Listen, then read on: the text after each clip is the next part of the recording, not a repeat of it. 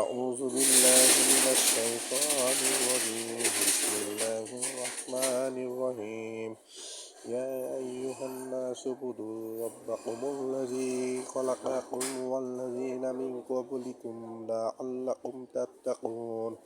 হে মানুষ, তোমরা তোমাদের রবের ইবাদত করো, যিনি সৃষ্টি করেছেন তোমাদেরকে এবং তোমাদের পূর্বে যারা ছিল তাদেরকে, যাতে তোমরা তাকওয়া অবলম্বন করো।